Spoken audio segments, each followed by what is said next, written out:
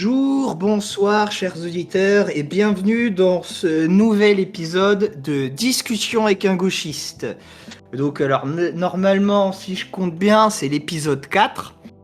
Et là, nouvel invité. Aujourd'hui, je reçois Doomit. Comme ça que ça se prononce. Ouais, c'est mon blaze sur YouTube, ouais. On va dire ça. Est-ce que ça a un rapport avec le jeu Doom? Mais alors, mais en fait, pas du tout. Ça va faire très, très bourgeois pour le coup. Mais j'ai joué au bridge pendant longtemps. Et Ouais. mes adversaires, un jour à la table, qui étaient anglophones, m'ont dit que je faisais tout péter. Et ça vient de là, en fait. Ah, d'accord, ok. Oh, bah, sympa comme référence pour le coup. J'aime bien, j'aime bien. Et donc, alors, pour vous dire les coulisses, chers auditeurs, c'est pas la première fois qu'on essaye d'enregistrer ce live. Bon, ça a toujours été un peu compliqué, on s'est raté je sais pas combien de fois. Bon, c'est comme ça, c'est les aléas du direct et donc nous y sommes. Alors, Doomit, ce qui est intéressant, c'est que pour une fois, c'est quelqu'un qui est présent sur YouTube, parce que jusqu'à présent, les personnes avec qui j'avais interrogé n'avaient pas de chaîne, pas de chaîne YouTube, pas d'expérience dans ce genre de domaine. Toi, tu en as un. Tu es Oui. aussi, comment dire, tu as écrit un mémoire sur Nietzsche. Nietzsche et la critique du socialisme, c'est ça? Bon, c'était il y a longtemps, hein, c'était mon mémoire de master, mais oui, oui, c'était une critique nietzschéenne du marxisme. Ouais, c'était ça, mais c'est un travail sans trop d'intérêt. Enfin, avec tout le respect qu'on doit aux universitaires, bien sûr, mais ça restait un travail universitaire. Mais Ouais. toi, t'es prof de philosophie, du coup? Ouais, mais prof au lycée, je suis pas prof à la fac. Les places sont trop chères à la fac. Trop dur de rentrer à la Cher, fac. dans quel sens à cause- il faut lécher les bonnes semelles, c'est ça? Je sais pas si c'est exactement ça, mais il y a un ensemble de facteurs, il faut un peu de chance. Et puis bah là, par exemple, moi je suis prof remplaçant, et je remplace un mec qui va probablement devenir maître de conf, et en fait, il fait une thèse sur, je crois, sur Ancionas. Bon, c'est un truc moi qui m'intéresse pas du tout, hein. Enfin d'ailleurs, enfin, pareil, hein, je dis ça avec bienveillance, mais je crois que ça m'intéresse pas grand monde. Mais disons que faire son beurre sur des auteurs qui n'intéressent pas grand monde, bah, ça fait partie aussi des recettes pour réussir à l'université. Et moi, c'est pas Tu du tout veux, là-dessus que j'ai travaillé, si donc tu veux, c'est comment dire, ouais, c'est comme, je crois que c'est non, comment il s'appelle? Welbeck qui en parle dans Soumission, où il explique, enfin, je sais pas si tu as lu ce livre. alors j'ai honte à moi, c'est vrai que bon, Welbeck, c'est un des rares intellectuels qu'on pourrait vraiment qualifier d'intellectuel de droite qui est encore en activité. Et j'ai pas lu ce roman Soumission, non. Donc, Bah dans Soumission, en gros, le héros, c'est comment dire? C'est un professeur d'université en littérature, et en gros, c'est un mec très très très moyen, mais il arrive à avoir des bons postes parce qu'il est spécialiste d'un auteur un peu obscur, tu vois, et c'est comme ça qu'il arrive à grimper plus ou moins, quoi.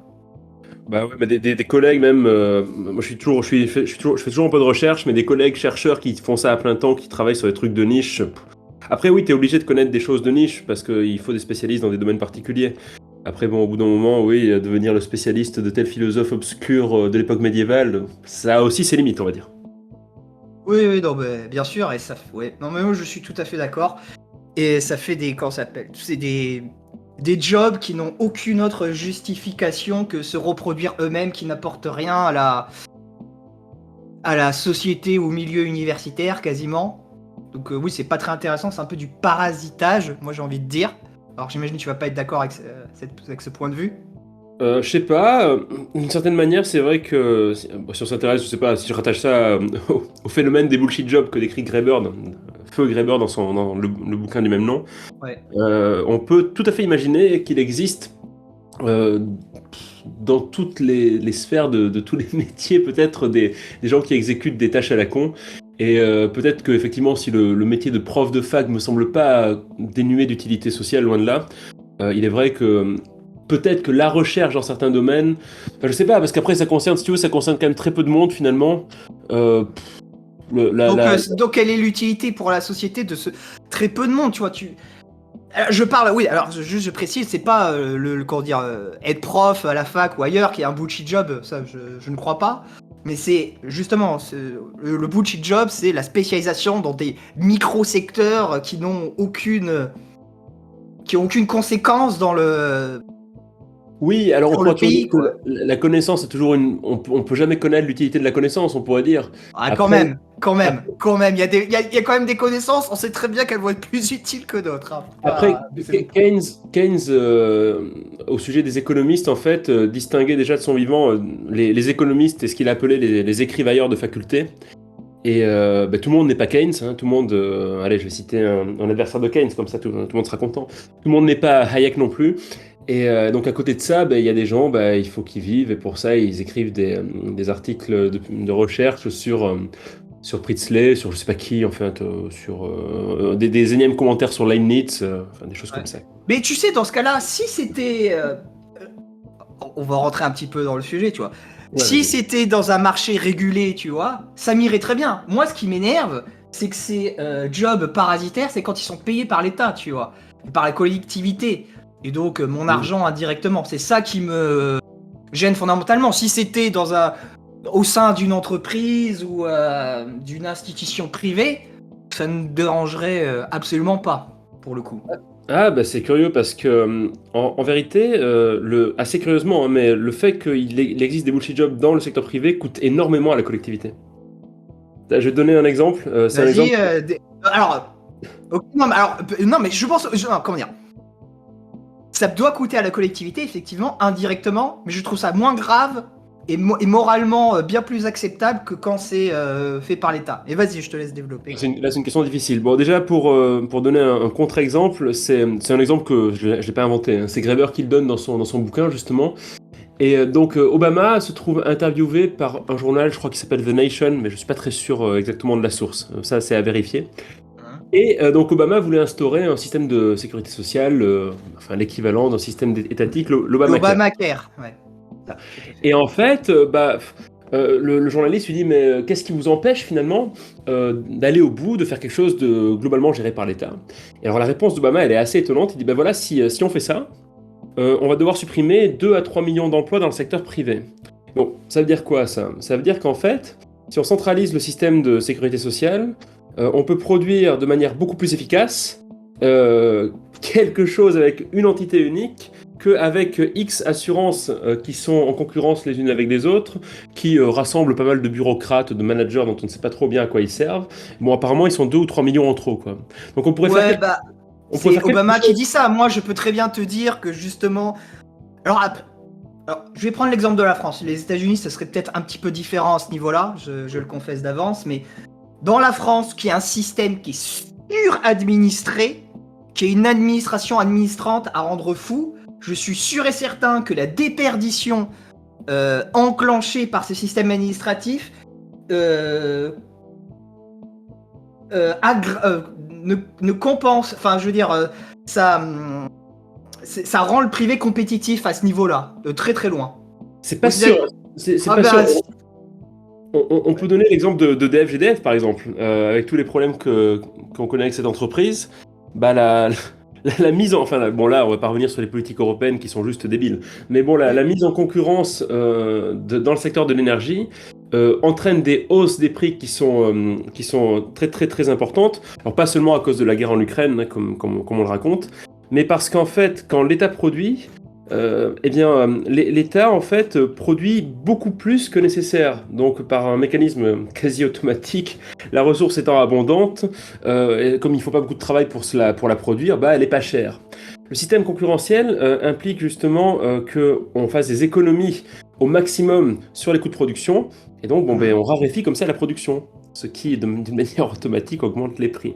Donc c'est plus coûteux pour la société, c'est même tellement beaucoup plus coûteux que les factures d'électricité, je crois que tout le monde a pu malheureusement s'en rendre compte, ont drastiquement augmenté. alors, je trouve ton exemple un peu malhonnête parce que si les factures d'électricité augmentent, c'est justement parce qu'il y a eu une mauvaise gestion socialisante de l'EDF, qu'il y a eu enfin, en tout cas, pas, socialisante, c'est peut-être pas le mot, mais des politiques, en tout cas, tout sauf libérales, qui ont été mises en place, très mal appliquées par l'Union Européenne. Là, comment ça s'appelle, tu sais, le marché de l'énergie. Excuse-moi, Ouais, c'est ça. pas ce que j'appelle c'est pas du libéralisme, c'est pas de la libre concurrence, c'est de la, je sais pas comment appeler ça, c'est de la folie administrative.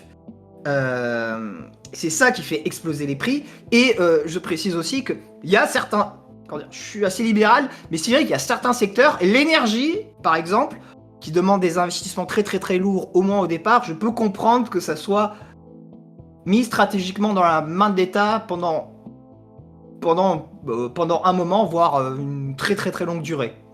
Il n'y a pas de nécessité à libéraliser, sinon des raisons idéologiques après. C'est-à-dire qu'on peut accepter l'idée selon laquelle, bon, il y a des gens qui veulent libéraliser, mais il n'y a pas de nécessité à le faire, quoi. Enfin, je veux dire, pour l'hôpital, pour l'école, alors pour l'école, évidemment, j'ai presque envie de dire surtout pas, pour l'énergie, il n'y a pas de nécessité. Bon, évidemment, la manière dont ça s'est produit pour ce qui concerne EDF, effectivement, c'est délirant, puisque si je dis pas de conneries, peut-être que j'en dis, mais bon, on a un producteur quasiment unique qui est EDF et qui est obligé de vendre à perte Oui. à des intermédiaires privés. Donc en gros, c'est l'État socialiste qui fait n'importe quoi. Et il y a un truc aussi très important à comprendre, c'est qu'on est dans une logique d'entre-deux, tu vois.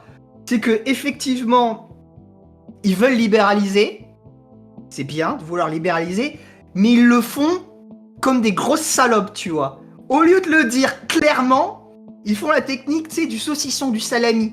Petite tranche par petite tranche, ils font exprès de tout faire dégénérer jusqu'à ce que les gens en aient marre et disent allez-y, libéralisez tout une fois pour toutes, tu vois. Mais je sais pas si avec l'école, l'hôpital, tu vois que c'est une stratégie. Ils ont pas les couilles de vouloir tout libéraliser d'un coup, tu vois. Et du coup, tu te retrouves dans un entre-deux qui est infernal, où t'as le pire du socialisme et le pire du libéralisme. Et c'est catastrophique. Et en France, cette situation d'entre-deux démoniaque où t'as ni l'avantage de l'un ni l'avantage de l'autre, mais le désavantage de l'un et les désavantages de l'autre, elle est en permanence. Et c'est terrible. Mais je crois qu'il y a peut-être une confusion là. En fait, je crois que c'est un peu imprécis de dire que c'est un État socialiste. Oui, enfin, on peut entendre que l'intervention de l'État en France a longtemps été assez forte, surtout après la guerre. Quand tu es un État où tu as 48,4% du PIB, quand tu as un État qui prélève 48,4% du PIB, c'est-à-dire que 48,4% des richesses produites en France par les travailleurs, qu'ils soient français ou étrangers, est capté par l'État, c'est du collectivisme extrêmement avancé. Tu es à 1,6 points d'être collectiviste, donc mécaniquement socialiste et pas loin d'être communiste. Hein. Oh non, à mon avis, on a très si, c'est mathématique. Et ça, c'est les chiffres que je te donne, je les sors pas de mon cul, c'était les chiffres d'Eurostat. Oui. Donc, voilà, c'était les chiffres...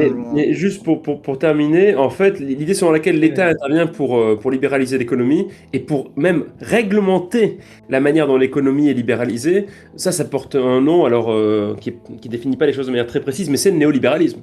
Oui, mais c'est terrible ce truc. Ouais. L'État qui se met au service du libéralisme, alors que l'État soit plus ou moins collectiviste, qu'il le soit presque pas du tout, on peut très bien imaginer un État une nation très libérale et qui utilise l'État pour veiller à maintenir le pouvoir du marché à l'intérieur de la société.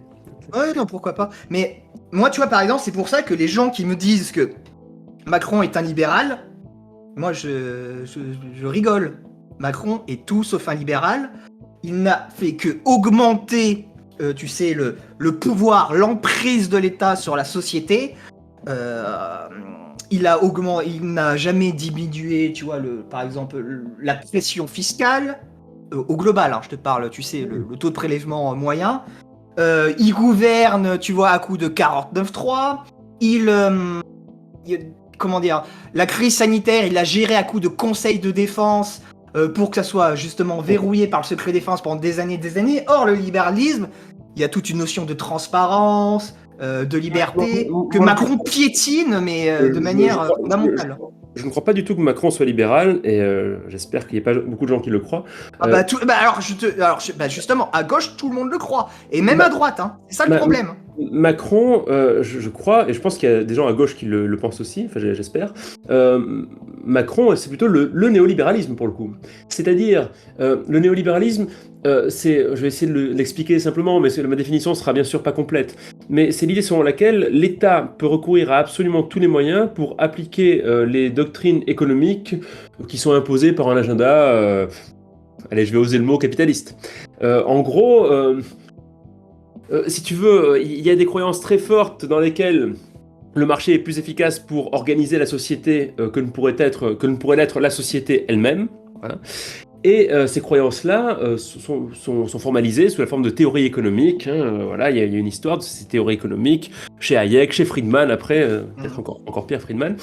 Et finalement, Macron, c'est un agent qui applique ces théories. Alors évidemment, ces théories, elles bénéficient à certaines personnes. C'est sûr que la pression fiscale sur les ménages, bah, moi non plus, j'ai pas vu baisser ma feuille d'impôt, quoi. Par contre, bon, bah, peut-être que Bernard Arnault, il peut plus l'ISF, quoi. C'est quand même curieux. Peut-être qu'on trouve beaucoup d'argent pour financer des cabinets privés dont on ne sait pas très bien à quoi ils servent. Et effectivement, l'État est très très fort dans le néolibéralisme. Il est très fort. Il est très fort.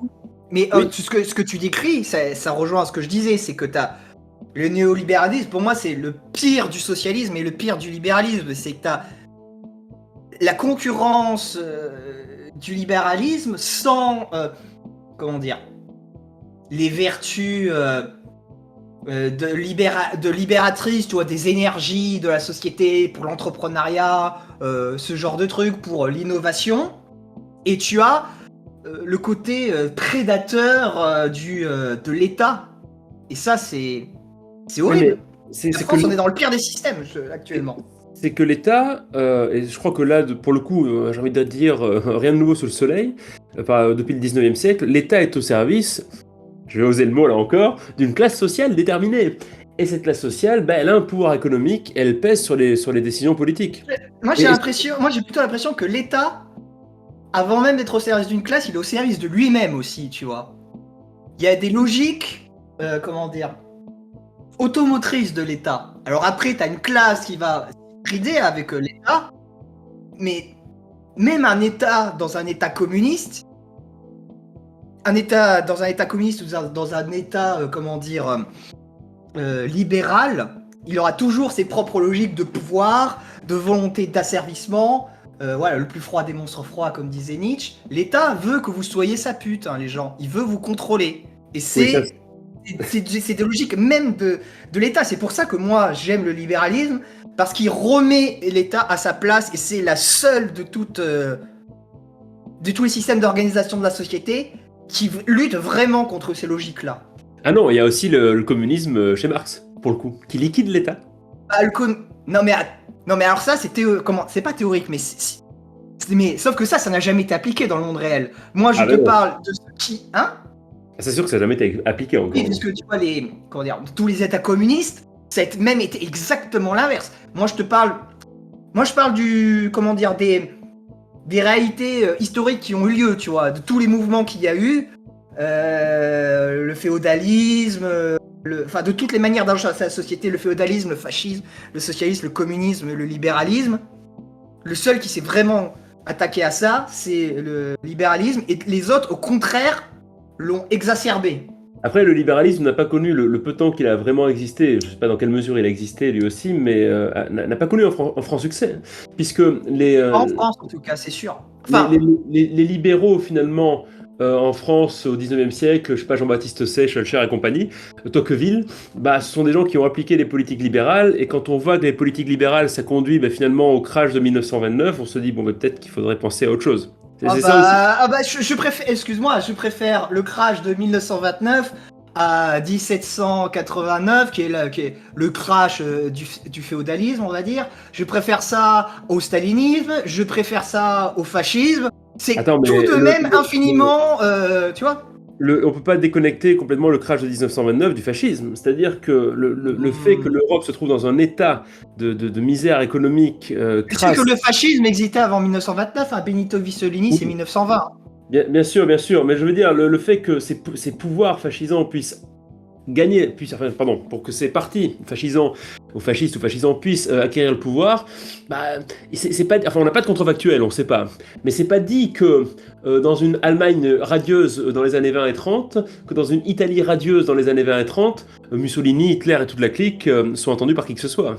Ah, je te dis, mais en plus, je t'ai dit Mussolini. Mussolini, il était là avant, justement, donc bon. C'est pour dire que des phénomènes économiques causés par le libéralisme peuvent aussi engendrer des phénomènes plus dramatiques, quoi. Mais inversement, je pourrais dire la même chose avec le communisme, tu vois. Enfin bon. Qu'est-ce que je voulais dire J'ai une petite question sournoise. Ouais, vas-y. Tu préfères un pays franchement libéral ou un pays franchement néolibéral? Toi, à vivre, tu vois. Ah, mais là, c'est une question piège. Mais sans aucun doute, franchement, libéral pour le coup. Ouais, c'est question piège, hein, je te le dis. C'est question taquine, quoi. Oui, mais parce qu'en vérité, enfin, je pense que ce qu'on méconnaît un peu, c'est que si on lit Marx, en fait, Marx, c'est pas le produit, enfin, il écrit pas ex nihilo, quoi. Et Marx, c'est quand même un peu le produit, pour le meilleur et pour le pire, de la pensée de Hegel. C'est un peu le produit de la philosophie des Lumières aussi. Mais Et la, totalement. et la notion de la liberté, ben, même s'il n'est pas présente de la même manière chez les libéraux que chez les marxistes, elle est quand même cruciale dans les deux cas. Et donc, Oui, oui, bien sûr. le néolibéralisme, ça reste quand même un État très fort qui administre la société de manière peut-être ou pas arbitraire, qui peut avoir l'apparat de la démocratie. Et d'ailleurs, ça c'est un truc très fort parce que dès lors que les gens croient qu'ils sont en démocratie, bon ben ils se révoltent plus pour gagner la liberté politique. Ouais, Euh, tout à et, fait. et puis bon ben le néolibéralisme, ça peut, c'est quelque chose qui peut virer. Enfin, je vais pas dire en fascisme, mais pas loin, quoi. C'est un peu, tu vois, l'extrême centre, quoi. L'extrême centre, ça ressemble enfin, ça conduit à des politiques un peu inquiétantes. C'est vrai qu'on l'a vu pendant la crise Covid. Moi, tu vois, ça m'aurait pas dérangé que le gouvernement dise ouais c'est vrai on est en galère, on a fait de la merde, on a envoyé des masques à droite à gauche, on en a plus. En fait non, c'est pas du tout ce qu'ils ont fait en fait, ils nous ont pris pour des cons. Donc ils ont commencé par dire oui non mais les masques ça sert à rien. On Ouais. en a mais ça sert à rien. Après il y a l'autre là, je sais plus comment elle s'appelle, la porte-parole du gouvernement qui disait qu'elle savait Tu pas l'as mettre. bien nommé Sibeth Ndiaye. Voilà, oui, donc elle savait plus pas comment mettre un masque. On a eu les injonctions contre injonctions d'Olivier Véran. Macron, quand les premiers vaccins sortent, lui-même sème le doute. Hein, il dit on sait pas très bien ce que ça va faire, mais enfin, mettez-toi quoi. Enfin, tu vois. Ouais, Donc non, en fait, et puis aussi les médecins, je crois que c'était. Tu sais, l'animatrice de France 5, qui est une médecin assez connue, Dancon, je crois, qui a dit que oui, ils ont ouvertement menti. Tu vois? Et ça augmente la défiance. Et ça, c'est pas du libéralisme. Comme je vous ai dit, le libéralisme, il y a une notion de transparence. Et c'est dans tout mais, ce que tu mais, viens de mais, dire mais que Macron ne l'est pas, son régime ne l'est pas. le libéralisme, il est aussi utopiste, je pense, que le communisme marxiste. Vraiment, parce que. Ah, ça Et, dépend ce et que en tu plus, appelles utopiste, parce qu'il a quand même le libéralisme, mine de rien, a produit de meilleurs fruits que tout le reste, en fait. bon, je sais pas. Hein. Si, Les, les, les, globalement, les, la les diminution de la premières. pauvreté au niveau mondial, Ah oui. c'est Ouais, beaucoup le ouais. libéralisme, hein. À quel prix, quoi? C'est-à-dire changement climatique. Euh, Alors oui, il y a des externalités positives qui n'ont ouais. pas été prises en compte. Mais c'est ça justement la force du Négatif. libéralisme, c'est qu'il peut se tromper, mais il arrive à se corriger. Tandis que le communisme, par exemple, il ne se corrige pas.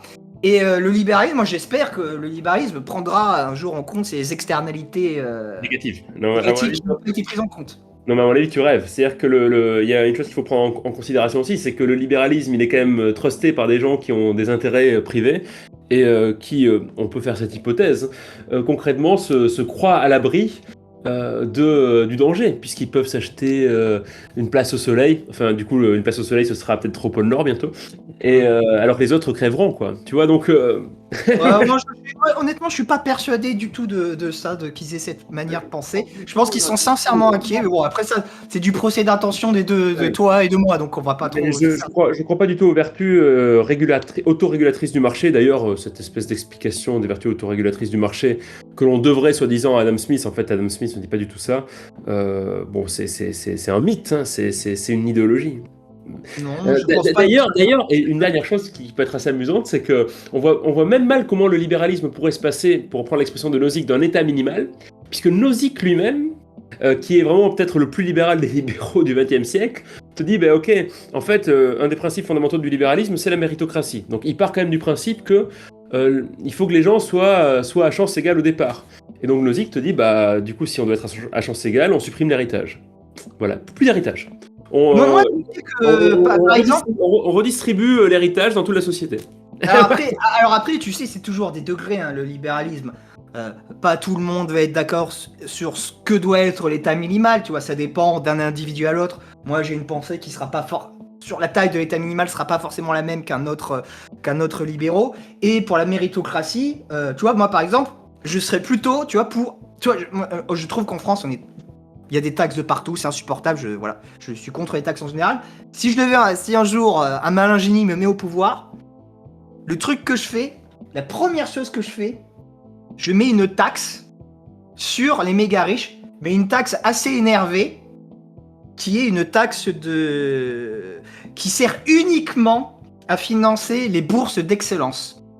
Pour permettre, en fait, c'est une taxe qui permettrait à l'élite de s'auto-grand remplacer, tu vois, au final. Tu captes l'argent de l'élite pour qu'elle se remplace en faisant arriver les meilleurs, pour qu'il les concurrence et qu'il les remplace à terme. Ouais, bah ça c'est un peu keynésien aussi, quoi. C'est-à-dire, y a Après, tu peux t'arranger. Un petit peu je veux aussi, dire, quoi. l'État est encore là, quoi, du coup. Oui, non, mais attends, mais il n'y a aucun libéraux qui dit que l'État ne sert à rien. Je sais même pas si les libertariens, tu vois, par exemple, ils sont pour une disparition absolument totale. Non, même les libertariens sont pas pour une disparition totale et absolue de l'État.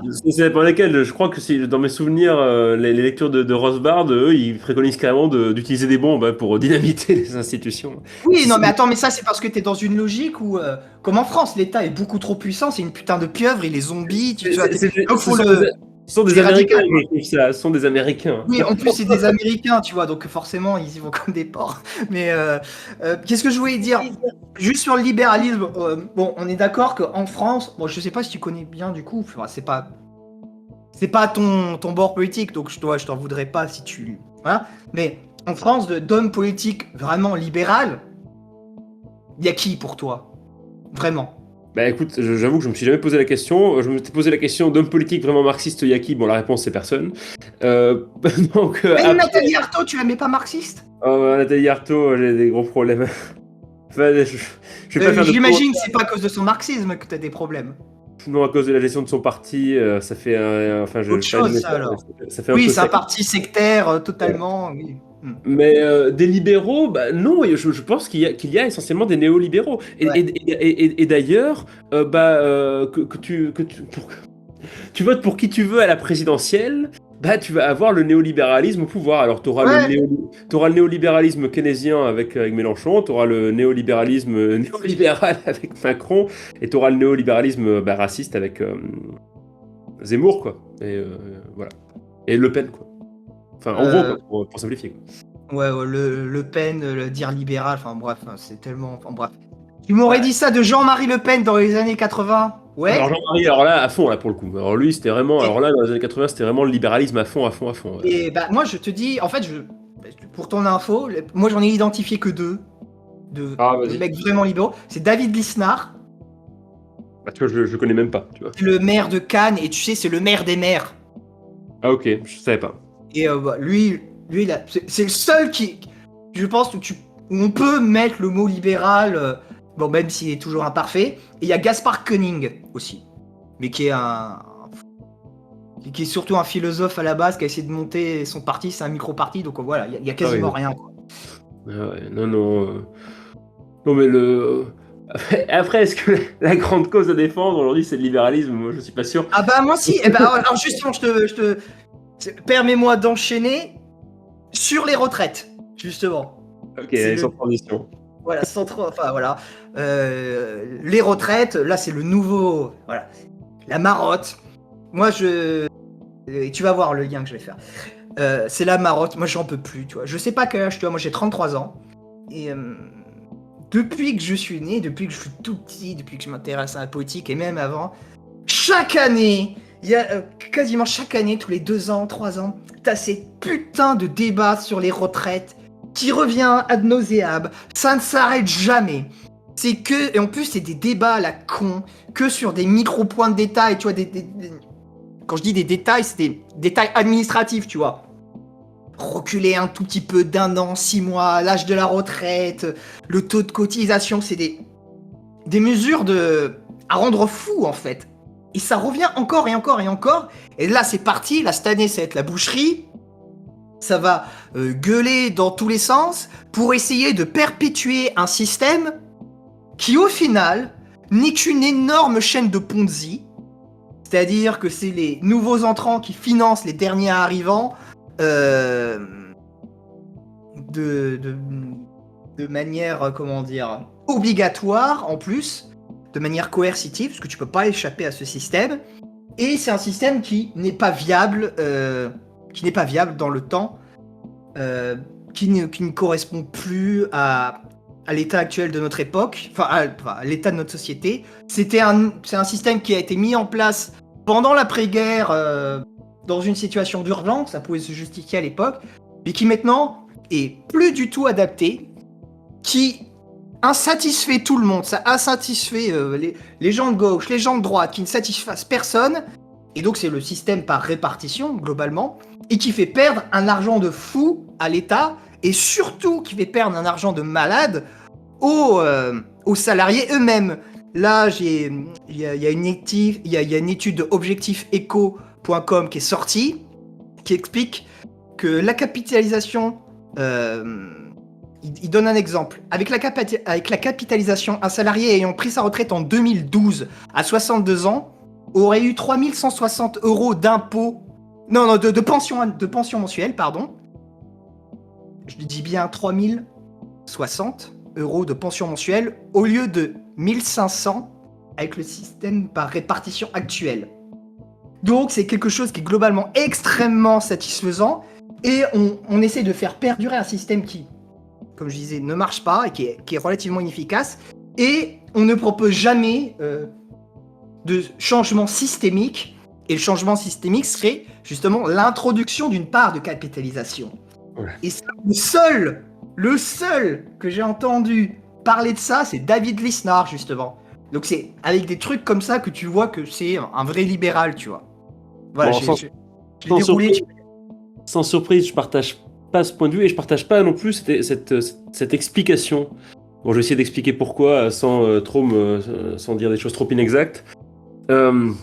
Système de retraite par répartition, oui. Alors déjà, le fait qu'il coûte un fric fou à l'État et qu'il y ait une urgence, alors déjà, à le réformer, ça n'a pas de soi du tout. Il y a des... alors si je dis pas de conneries, je crois que là, c'est environ 14% du PIB. Hein. Juste si je peux me permettre de rectifier un tout petit truc, je pense effectivement qu'en fait, il n'y a pas tant d'urgence que ça, tu vois. Moi, c'est le système en soi que je remets en cause. Et ces prétextes d'urgence, je suis d'accord avec toi, c'est fallacieux que l'État a mis en avant. Il est parfaitement viable, ça a été chiffré par plusieurs, justement, travaux économiques. Bon, alors les travaux économiques valent ce qu'ils valent, bien sûr.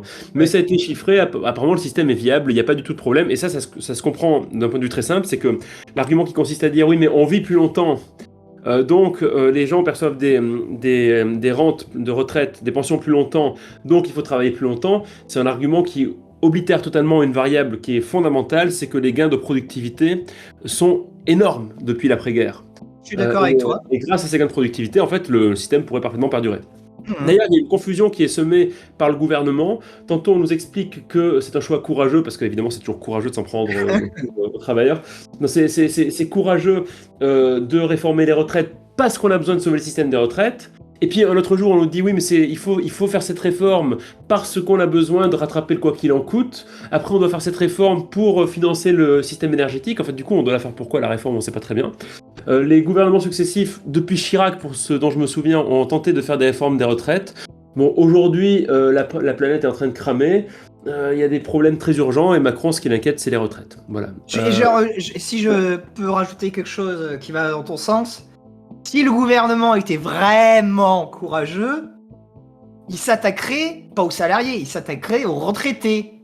Mais comme c'est la base sociologique des votants de Macron, ah ben non, Macron il les chouchoute et c'est les seuls qui perdent rien, qui même au contraire gagnent dans cette configuration des retraites.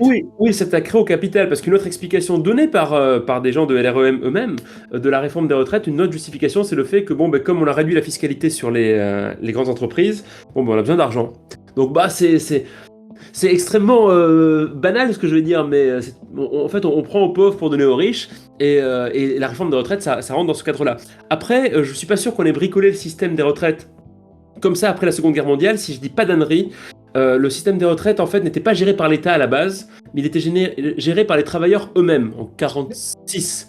Et c'est petit à petit que l'État a commencé à s'immiscer là-dedans, ce qui a permis de faire d'ailleurs des réformes successives qui étaient systématiquement au désavantage des salariés. Moi, de ce que je me souviens, il était déjà en place en 1946, et quand je dis qu'il a été fait dans l'urgence, c'était dans l'urgence, vitale de l'après-guerre. Tu vois, le pays totalement démoli. Il faut relancer l'économie, il faut relancer la société. Alors c'est loin de mes souvenirs, mais de ce que je me souviens, ils ont essayé de repartir à plat. Ils ont voulu faire ça assez rapidement, tu vois, pas attendre des années. Bon, bref. Oui, mais après, disons que oui, le système par capitalisation, moi évidemment, je suis pas du tout favorable à cela parce que je n'ai pas du tout confiance dans les genres d'assurance qui pourraient gérer ces systèmes de capitalisation, sauf à ce qu'elles soient pour le coup extrêmement contrôlées, parce que malheureusement, on sait très bien que ces différents fonds de pension, eh bien, spéculent en bourse, jouent avec l'argent des pensions, et puis Et alors, les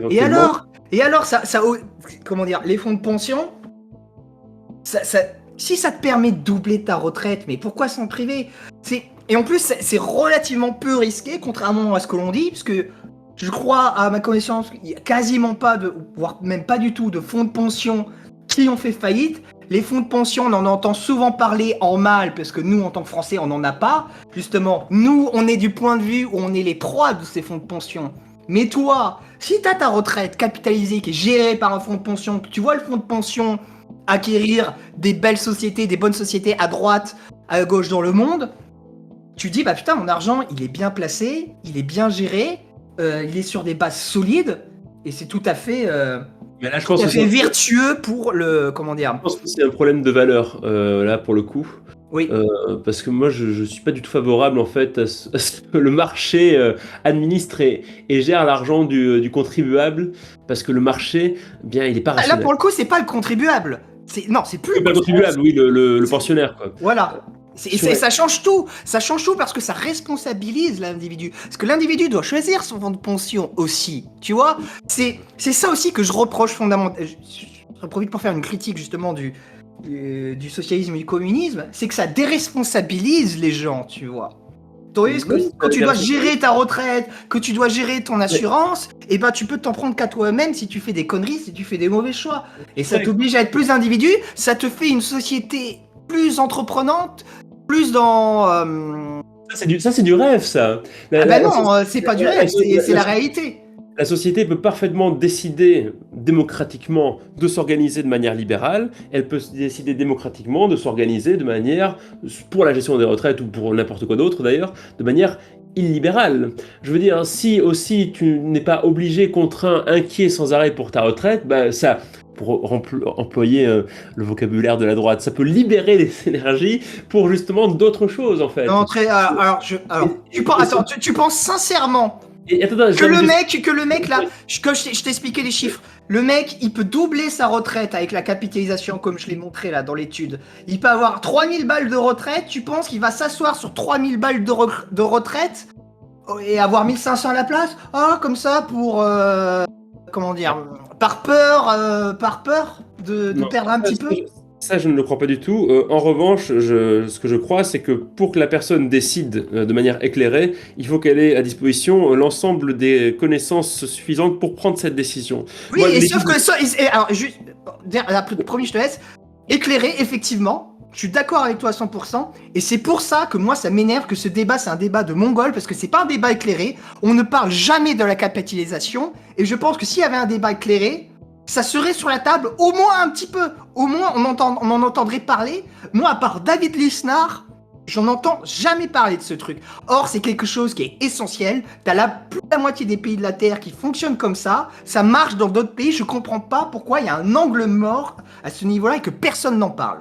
C'est la preuve que c'est un débat biaisé. Ça marche dans d'autres pays. Aux États-Unis, t'as des gens qui doivent travailler jusqu'à pas d'âge. Mais ça, c'est parce que c'est des gens qui ont fait n'importe quoi de leur argent. C'est pas à cause des fonds de pension, c'est pas à cause du système. Mais non, ça peut être à cause du fait aussi qu'ils n'ont pas réussi à grimper l'ascenseur social. C'est ça aussi. Mais ça, c'est autre chose. C'est pas à cause du système des retraites. Tu vois ce que je veux dire, c'est qu'on peut pas. En fait, même cette injonction individualiste à vouloir absolument responsabiliser les individus, même d'un point de vue logique, elle tient pas.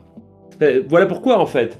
Si on se dit que nous sommes absolument responsables individuellement de tout ce qui nous arrive, donc je suis absolument responsable de tout ce qui m'arrive, tu es absolument responsable de tout ce qui t'arrive. C'est pas absolument, c'est une échelle.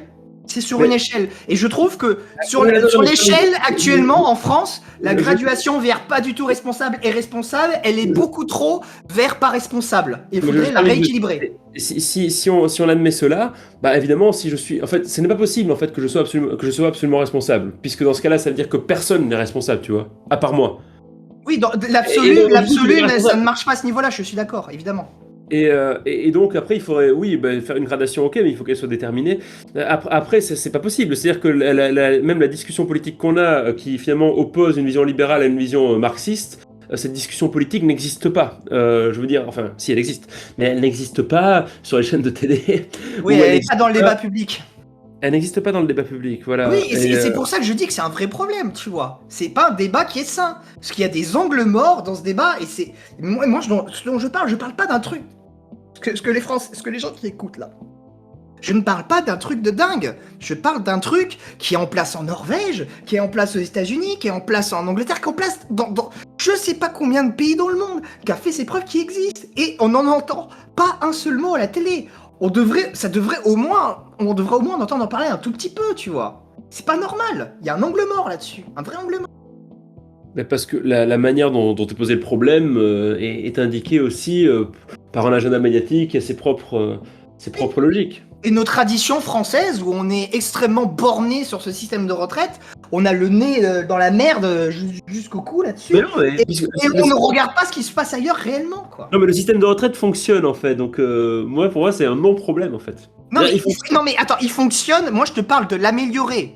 De l'améliorer vraiment. De doubler les pensions, tu vois. Ouais, donc là, tu vends du rêve, mais là tu nous fais. C'est comme dans les séminaires de développement personnel, ouais, vous voulez vraiment améliorer votre vie, doubler votre Non, mais revenu. alors, écoute, je renvoie à l'étude de Objectif Co. Bah, mais Objectifeco.com. Alors l'étude s'appelle « Et si vous aviez investi vos cotisations retraite dans le CAC 40 ?» Ah oui, parce qu'en plus, c'est un investissement dans le CAC 40, hein, qui est pas du tout la plateforme, la place boursière la plus performante, donc ça pourrait être bien pire, tu vois. Et elle date du 6 décembre 2012, tu vois. Je sais pas si comment tu as publié cet entretien, mais tu peux remettre un lien dans la description. Ouais, et je compte d'ailleurs faire une vidéo sur ce sujet, sur cette étude-là, donc elle sera peut-être déjà sortie, voilà. Je renverrai, voilà, je mettrai le lien dans la vidéo, t'as raison. Enfin, là c'est clairement deux paradigmes qui s'affrontent, quoi. Mais c'est intéressant. De toute façon, pour être assez clair, moi, je crois que la lutte des classes existe et je crois que qu'il faut qu'on la remporte en fait. Et que si on veut laisser plus de pouvoir au marché, on laissera plus de pouvoir aux gens qui sont en train de gagner la lutte des classes, quoi. Concrètement, tu sais, c'est Warren Buffett, quoi. Warren Buffett qui te dit, bah oui, la lutte des classes, elle existe. D'ailleurs, bah, c'est moi qui suis en train de la gagner. Voilà. Oui, parce que c'est un néolibéral. S'il était vraiment libéral, je pense qu'il serait moins sûr de ça, tu vois.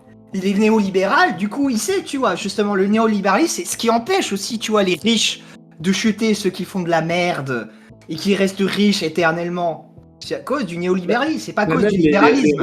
Les riches peuvent s'endetter quasiment, peuvent vivre à crédit, puisque de toute façon, si jamais ils peuvent plus, enfin, si on leur fait pas des crédits, bah, c'est le système bancaire qui devient même inquiété, quoi. Enfin, Tandis que tu vois, par exemple, encore une fois, c'est une différence. Je prends des exemples, voilà, pour illustrer, pour que les gens comprennent bien, tu vois. Une des vertus du libéralisme, tu peux le voir très bien aussi, tu vois, par exemple, avec le cinéma français versus le cinéma américain. Le cinéma américain, quand tu prends bid sur bid, tu dégages. Alors qu'en France, tu as des réalisateurs, tu as des acteurs qui ont fait un succès dans leur vie et qui, 15 ans, 20 ans après, continuent à avoir des films et à sortir des gros films. Pourquoi ? Parce qu'ils sont financés par de la captation de l'argent par l'État, indirectement, des aides des régions, des aides du CNC. Il y a tout un système, un appareillage extrêmement complexe pour justement faire en sorte que les lois du marché ne s'appliquent pas à eux. Et c'est comme ça que tu te retrouves avec des acteurs d'une médiocrité absolue comme Danny Boone, qui ont des salaires de grands acteurs américains. Et c'est pas normal. Heureusement qu'il n'y a pas que Danny Boone dans le cinéma français. Heureusement, Dieu merci. Le lire au cinéma français peut faire aussi des bonnes choses, quoi. Ça non, mais j'ai pas dit le contraire. Hein. J'ai pas dit le contraire. Mais globalement, il y a une proportion de merde qui est absolument énorme et qui, dans un système libéral, n'existerait pas. Regarde, je sais pas si t'as vu parce que bon, j'ai mon petit côté un peu malicieux, la vidéo de Christopher Lann sur Tirailleurs. Bon, il dit que le Ah, film j'ai est pas une vu. merde, mais apparemment, bon, le film est effectivement une merde. Mais lui-même, il est là, il se dit, bon, ben ouais, c'était pas l'idéologie que je croyais, finalement. Ah, mais attends, ça peut arriver qu'il n'y en ait pas tout le temps, mais il y a Antoine Goya qui s'est pris la tête avec Gros Blanc, Ah oui, j'ai et vu. Gros Blanc, il s'amusait à sortir tous les films idéologiques, et il y en a beaucoup. Il y en a vraiment beaucoup, et c'est des bides monumentaux à chaque fois, tu vois. Après, Antoine Goyas, je sais que c'est un grand fan de Jean-Luc Godard. Moi, je suis pas du tout sensible. Ouais, non, Voilà. non, mais Antoine Goya, quand il parle de cinéma, je suis pas d'accord avec tout, mais je comprends ce qu'il dit, c'est intelligent, c'est relativement bien en général. Mais après, plein de fois, quand il parle de politique, il est d'une mauvaise foi abyssale, ça m'énerve. Et il a un des défauts de la zététique qui, moi, me rend fou. Et toi, tu l'as aussi un peu, hein. Je profite, tu vois. Euh... Ne le prends pas mal, mais bon, enfin, voilà. C'est que tu l'as beaucoup moins qu'Antoine Goya, déjà, je le dis, mais Antoine Goya, il va prendre, tu vois, une conférence comment dire, de 3 heures de Julien Rochdy. Il va prendre un détail et il va pinailler dessus pendant une vidéo d'1 heure. Il va le tourner d'une certaine façon pour passer Julien Rochdy, c'est un exemple. Hein. Julien Rochdy pour un con. Après, Alors que le fond, sans remettre en cause le fond du propos. Je te après, donne un oui, oui, exemple. oui, à la Vas-y. décharge Oui, oui, c'est vrai qu'il y a l'exemple où il parle, par exemple, oui, Rochdy prend des anecdotes qui sont fausses. Voilà. Oui, il se moque de lui, quoi. Oui, mais tu vois, par exemple, Julien Rochdy, à un moment donné, dans une de ses vidéos, il parle du fixisme des espèces chez les Grecs. Il dit que les Grecs anciens, comme, comment dire, comme les chrétiens, pensaient que les espèces étaient de toute éternité les mêmes et qu'elles changeaient pas, tu vois. Or, moi, je sais que c'est faux, parce que j'ai écrit un article là-dessus, où je sais que Anaximandre, il avait quasiment intuité l'évolution des espèces, et en tout cas, il avait montré une succession dans les espèces. Il avait pensé ça. Donc Ok. c'est la preuve que fondamentalement, ce que dit Julien Rochdy est faux dans l'absolu. Dans l'absolu. Mais dans le réel, dans le concret, la pensée qui a imprégné le monde grec, le monde présocratique, c'est effectivement le fait que les espèces ne bougeaient pas. Même si tu avais un ou deux contre-exemples. Alors moi, si j'avais été Antoine Goya, j'aurais fait ma vidéo de merde pendant 1 heure et demie pour troller Julien Rochdy là-dessus. Sauf que dans le fond, c'est Julien Rochdy qui a raison. Roger, il dit quand même énormément de conneries. Par exemple, dans un extrait que tu as posté il n'y a pas très très longtemps, c'est en plus cet extrait-là en particulier, tout le passage où il parle en gros du darwinisme social, bon sans le nommer, mais bon c'est ça. Clairement, il sait pas de quoi il parle, il mélange tout. Enfin, c'est assez. Après, tu parles. Tu sais, un extrait que tu as posté là où il est en Ah, il y a noir et récemment blanc. celui que t'as commencé là, que t'as commenté. Ouais, c'est ça. Mais non, mais alors celui que j'ai commenté, surtout il se fout de la gueule du communisme en fait. Oui, mais il a une mécompréhension. En fait, Rochdy, je pense vraiment qu'il est. C'est un marketeur, quoi. C'est un mec qui a compris comment vendre des formations et des livres, mais il s'embarrasse pas trop de la rigueur historique, philosophique, théorique. Il s'en fout. Moi, en tout cas, ce que je peux te dire de Julien Rochdy, parce que comment t'expliquer ça. Euh, Moi, je fais partie d'un, comment dire. Je travaille pour un, enfin, je travaille pas, c'est bénévole, pour un webzine de droite libérale qui s'appelle Rage Culture. Et c'est un peu la droite prométhéenne. Je sais pas si tu vois ce que c'est. J'imagine. Il porte des pierres. Non, il porte. Allô? Bon, bref, je vois que Julien Rochdy, par exemple, il lit ce qu'on produit et qu'il l'intègre dans sa pensée, tu vois. Et les choses qu'on dit, tu vois, par exemple, on est, comment dire, ce webzine-là, il est un peu hostile au conservatisme. Alors que tu vois que Julien Rochdy est très conservateur. Pourtant, il lit cette pensée et tu sens, je te dis, qu'il la prend en compte réellement. Il essaye, c'est quelqu'un, il est de bonne foi, il essaye réellement d'améliorer sa pensée, de l'affûter. C'est pas juste un marketeur, ça, je sais que c'est faux, tu vois. Ah ouais. Te fais pas une mauvaise idée là-dessus, quoi. Alors après, il peut avoir voilà, des techniques de marketing, parce que là, il faut bien vivre, vendre ses bouquins. Mais je pense que c'est quelqu'un qui est quand même réellement à la recherche d'une pensée juste.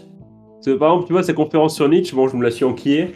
Bon, alors ce qui est marrant, c'est que quand il parle de Nietzsche et qu'il reste collé à l'œuvre, en vrai, je vais pas être de mauvaise foi, en vrai, ça se tient à peu près. D'ailleurs, Elle est très bien. Tu vois qu'il a lu Nietzsche et qu'il le connaît très très bien, Nietzsche, hein. mais en revanche, dès lors que il arrive sur le christianisme, ou dès lors qu'il veut faire des parallèles avec notre époque, là, ça devient mais n'importe quoi. Le christianisme, tu sens qu'il a un biais, tu sens qu'il a un combat en lui, il a une sorte de dualité en lui, qui cherche à concilier le christianisme et Nietzsche. Tu vois. Expliquer que Nietzsche il aimerait bien les chrétiens, mais non, mais pas du tout, mais tu rêves quoi, jamais quoi. Non mais oui, il y a des textes terribles sur les chrétiens de Nietzsche, des trucs mais abominables, quoi. C'est tellement dur, quoi. Ouais, mais il est vénère, ouais. Mais moi, je peux te dire exactement la même chose avec le socialisme. Nietzsche, mais même avec la pensée de gauche. Moi, je sais pas comment tu peux être nietzschéen et de gauche. J'ai lu des passages sur Nietzsche, mais il est d'une... même moi, ça me choque, il est vraiment ultra élitiste. Il clash les faibles d'une manière... Il est anti-universaliste, il y a tout un tas de trucs qui me semblent fondamentalement, mais vraiment extrêmement profondément antinomiques avec la gauche. Et il y a des gens à gauche qui ont récupéré Nietzsche, mais franchement, ça me troue le cul, quoi. Je sais pas comment c'est possible. Je suis pas d'accord avec tout ce que dit Nietzsche, mais comment dire. Déjà, la critique que Nietzsche fait du socialisme, parfois, enfin c'est ce que je disais à l'époque où je l'avais lu, on peut avoir l'impression que c'est un peu parfois un homme de paille, quoi. C'est-à-dire que, est-ce qu'il sait vraiment de quoi il parle? C'est pas très sûr. Je crois pas dire trop de conneries en disant qu'il détestait Bismarck. Et Bismarck, Bismarck c'était pas Lénine, quoi, tu vois. Enfin, pour la défense de Nietzsche, le socialisme à l'époque de Nietzsche, comment dire, c'est plus du proto-socialisme. Il n'y avait pas tellement eu encore de débouchés politiques. C'était encore, ce que je veux dire, c'est que c'était encore vachement théorique, à mon avis, à son époque. Et puis ce qui est curieux, c'est qu'il n'y a pas de mention à Marx, je crois pas qu'il y ait de mention à Proudhon non plus, il y a peu de mention aux auteurs socialistes en fait, ce qui est assez curieux. Nietzsche fait pas beaucoup de mention à beaucoup d'auteurs, au demeurant, à part Platon et Schopenhauer peut-être. Tolstoï aussi.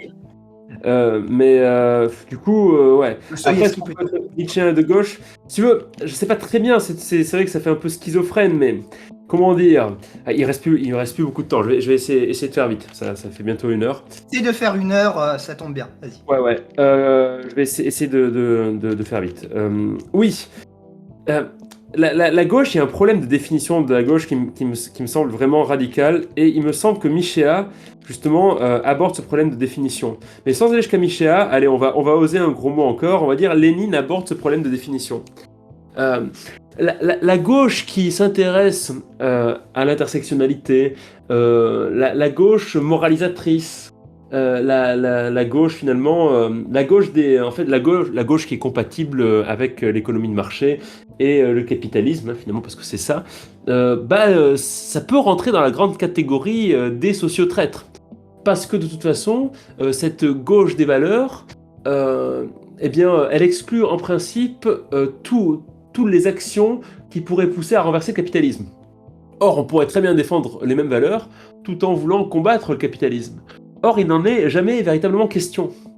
Et moi, personnellement, je ne me reconnais pas du tout dans cette gauche-là. C'est-à-dire que, évidemment, je suis féministe, mais les féministes qui commencent à péter des câbles et ou les types qui viennent te dire sur un plateau TV qu'est-ce qui vous fait dire que je suis pas un homme, c'est ce genre de remarques que je les trouve complètement idiotes, quoi. Ouais, et puis qu'est-ce que ça veut dire être féministe en France en 2023? Tu vois, en Iran, je comprends tout à fait. Être féministe en France en 2023, c'est quand même assez vaporeux, je trouve, moi, mais bon. Je pense pas, parce que si on est plus féministe, en fait, on peut le camp adverse peut aussi reprendre du terrain. Voilà, donc il y a cette gauche-là, en fait, qui est la gauche intersectionnelle, ou la gauche de la moraline, on pourrait dire. Et puis il y a la gauche marxiste. Et d'ailleurs, les féministes marxistes ne sont pas d'accord avec les autres féministes. Il y a des désaccords profonds, en fait, et on n'est pas d'accord, hein. Moi, je me reconnais pas dans le programme de Mélenchon. Alors oui, je vais te dire, je préfère le keynésianisme au néolibéralisme, même si le keynésianisme, c'est une forme aussi de néolibéralisme, on va pas se mentir. Mais je récuse complètement cette gauche, voilà, bisounours, on s'aime tous, on est tous copains. Et puis, oui, on va manifester, mais on condamne les violences. Bah non, les mecs, en fait, au bout d'un moment, si vous voulez obtenir quelque chose politiquement, Et bah, puis, et puis, on va voter Macron au second tour de la présidentielle, surtout. ça, j'en parle même pas. Bah, anecdote. Bon, bah, c'est vrai que je me suis retrouvé dans une situation ahurissante en salle des profs l'année dernière, où au second tour, bah, j'avais dit à mes collègues que moi, je n'irais pas voter.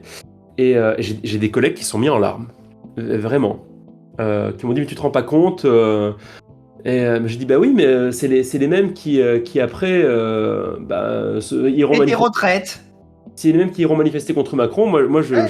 je suis contre Macron, je ne vote pas pour Macron. Je suis contre Le Pen, je ne vote pas pour Le Pen. Je vais pas voter pour ces gens-là quoi. Non mais moi je suis absolument d'accord. Moi s'il y a un second tour,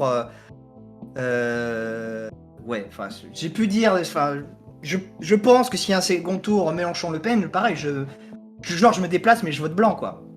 Ouais, ou tu votes blanc, voilà, c'est ça. Mm. Mais bon, Et voilà, ouais. donc c'est cette gauche un peu tiède, un peu moralisatrice. J'entends très bien qu'elle puisse saouler les gens, mais elle saoule des gens. Mais moi je peux te dire un truc. Si je peux relancer sur la gauche avec Nietzsche, moi en fait j'ai l'impression que enfin très fondamentalement de toute mon expérience de vie, des rencontres, j'ai quand même ressenti très clairement que la gauche en fait c'était véhiculé par le ressentiment. Le moteur de la gauche, c'est le ressentiment, c'est la vengeance vis-à-vis de ce monde, vis-à-vis de la pauvreté, c'est la satisfaction, c'est la haine du bourgeois, la haine contre les réussis en général. Et Ouais, c'est un c'est peu pour... facile comme lecture ça, mais je comprends Mais aussi. c'est... Mais tu... Mais... Alors je dis pas que c'est facile, je nie pas que ça peut être facile, mais ça me saute aux yeux tellement, tu vois, c'est... je peux pas m'empêcher de le voir, tu vois. C'est vraiment extrêmement prégnant, et c'est pour ça, fondamentalement, que je comprends pas comment Nietzsche peut être compatible avec la gauche, et je trouve même, de mon échelle à moi, que c'est encore plus incompatible d'être de gauche et aimer Nietzsche que être chrétien et d'aimer Nietzsche. Ah non, je suis pas d'accord. Moi, je pense Et pas qu'il y je ait suis d'accord que c'est pas normal dans les deux cas, mais je trouve la gauche encore pire en fait. je pense pas qu'il y ait d'incompatibilité absolue à être nietzschéen et marxiste. Je sais que tout le monde n'est pas d'accord, il y a même des marxistes, je sais pas, il y a un mec sur YouTube, il s'appelle Loïc Chagnot, Oui. et lui, bon, et pareil, et lui il est marxiste, mais il déteste les nietzschéens de gauche, alors bon, en fait, Après, gros t'as point Bégodeau qui est marxiste et de gauche, à contrario. Oui, mais c'est ça, oui, c'est Bégodeau. Voilà, d'ailleurs, il déteste Bégodeau, Loïc Chagnot. Ouais. Mais je sais pas, moi, je vois pas C'est trop de cohérent, problème. moi. Nietzsche, quand même, nous encourage à l'action, à nous dépasser, à faire des belles choses. Donc, après, oui, ce qu'il dit sur les miséreux et tout, moi, je suis pas d'accord avec tout ce qu'il dit. Hein. Ah ouais, mais Mais moi, j'invite les gens à regarder ma chaîne secondaire, ma chaîne archive. J'ai mis un extrait de Nietzsche, que je crois que j'ai appelé La morale d'esclave, qui est un extrait de Généalogie de la morale. Mais c'est d'une violence. ouais, D'une mais violence, c'est oui, oui, incroyable. mais il tape, mais d'un autre côté, ce qu'il dit, c'est. Au bout d'un moment, enfin, c'est un coup de pied dans le cul, quoi. C'est-à-dire, bougez-vous et faites quelque chose. Mais d'ailleurs, Nietzsche ne considère pas beaucoup plus les bourgeois. Dans Humain trop humain, il te dit, mais finalement, ce qui différencie le dominant aujourd'hui du dominé, c'est le fait qu'il a de l'argent. Mais Et si il tout. rejoint Louis Ferdinand Céline là-dessus. Je sais Ah, pas je sais si. plus, enfin, Céline, ça fait longtemps. Enfin, je lis pas de romans. Et Céline, bon, vu ça, enfin, le seul roman que j'ai lu, enfin, j'ai lu deux romans de Céline, c'est bien sûr Le Voyage et Mort à crédit. Donc, j'avais adoré au demeurant. Hein. Mais bon. Mais Céline, en fait, moi, c'est Conversano qui disait ça, et je trouve qu'il a raison. Je trouve son style effroyable, je le déteste, j'aime pas du tout. Mais ses idées, fondamentalement, elles sont bonnes, quoi. Elles sont assez intéressantes. Enfin bon, c'est quand même antisémitisme, Non, non, non, non, non, c'est collaborationnisme. pas. Alors, comment dire, c'est beaucoup plus compliqué que ça. C'est pas si vrai que ça. Tu sais qu'il il a soigné des résistants. Oui, alors Oui, c'était je sais bien. antisémite, mais c'est dans un style qui est tellement pamphlétaire, qui est tellement exagéré, qui est tellement fou furieux que ça en devient absurde, burlesque. Je, j'arrive pas à le compter comme du vrai antisémitisme. C'est pas du. Je sais pas, c'est Quand pas tu du lis ce pamphlet, il est rebatté, quand c'est même assez différent, chaud, quoi. quoi. Ces pamphlets, il est quand même assez radical et assez. Ah oui, mais c'est tellement radical que ça en devient absurde. Enfin, moi, je le vois comme ça, en fait. C'est tellement dingue que c'est irréel. Tandis que Nietzsche, lui, tu vois, c'est... lui, tu sens qu'il essaye pas de faire du pamphlétaire. Tu sens qu'il veut taper, quoi, justement, comme tu disais. Oui, Nietzsche, voilà. Après, c'est des interprétations littéraires, c'est différent. Enfin bon, ça dépend de chacun, tu vois. Bon. Ouais, tout le monde n'est pas d'accord sur Nietzsche, ça c'est clair et net, hein. Et sur Céline non plus, je crois d'ailleurs. Oui, Mais oui. c'est que Céline, parce que quand on lit Le Voyage, enfin le souvenir que j'en ai, ça fait longtemps que j'ai lu ce roman, c'était un roman très pacifiste. Alors oui, bien sûr, il est très misanthrope aussi, mais globalement, le message c'est arrêter de faire la guerre, c'est débile, quoi. Oui, Mais et c'est un homme de gauche, Céline, fondamentalement. C'est pas. Tu vois, c'était le médecin des pauvres. oui, Qui, c'est vrai. c'était pas. C'est pas un turbo nazi, quoi. Tu vois, c'est pas le Lubermensch du tout, tu vois. Alors qu'on le dépeint comme ça, c'est pas vrai. Enfin, on essaye de l'assimiler à cette idée qui ne l'est pas du tout, tu vois. Non, c'est sûr. Enfin, je sais pas si c'est sûr, je sais qu'il a quand même eu des positions quand même un peu limite à minima. Oui, mais après, tu Euh, sais, par exemple, il y en a d'autres qui ont eu des positions extrêmement limites, comme Jean-Paul Sartre, tu vois, à cette époque-là. Par contre, lui, on lui a tout pardonné, tu vois. Sartre, je peux pas le bérer non plus, hein. Sartre, pour moi, c'est Ouais, mais le tu en même. as un qui est Audi, qui est Oni, et que l'autre, Sartre, a fait 10 fois pire. Il avait, je me souviens plus l'histoire, mais genre pendant l'occupation, il avait fait des pieds et des mains auprès du régime d'occupation pour organiser une conférence. Après, c'est le mec qui a couvert les goulags, qui a essayé comment ça s'appelle, de cancel Albert Camus juste parce qu'il avait raison. Enfin, c'était un mec détestable, Sartre. Bien Sartre a pire. bossé pour une revue, je crois qu'il a bossé plus ou moins, il a collaboré avec une revue collaborationniste, puis après il s'est inventé, en fait Sartre c'est un résistant de 46 quoi. Bon. Ouais, ouais. Et c'est le père fondateur de toute la gauche moderne, enfin, de la gauche moderne en France, quoi. Malheureusement, c'est pas ta gauche marxiste à toi, tu vois, mais... C'est le postmodernisme. Je suis désolé, il faut vraiment que j'y aille. Non, mais Euh, je t'en prie, pas de problème. En tout cas, en tout cas, merci d'être intervenu. C'était relativement, c'était cool, c'était sympa. Ça change un peu des autres débats que j'ai eu. Enfin, les autres débats étaient bien aussi, mais là, c'était un autre style, voilà, on va dire. Je mettrai ta chaîne en description. Merci. Je t'en prie, c'est normal. Et si tu veux revenir, un de ces quatre, pour parler d'autre chose, t'es le bienvenu, y a pas de problème. Ok, pas de souci, pas de souci. Ben, merci pour l'invitation en tout cas, ça va, on s'est pas énervé. Bah non, mais moi je m'énerve jamais. Enfin, quand je m'énerve, c'est que je m'énerve pas. Tu sais, je viens du sud, je gueule un peu, mais c'est jamais. Voilà, c'est de la ponctuation. Je mets plus, quoi. Euh, voilà, bah encore une fois, voilà, je te laisse. Merci beaucoup et à très bientôt. Allez, bonsoir, ciao. Ciao.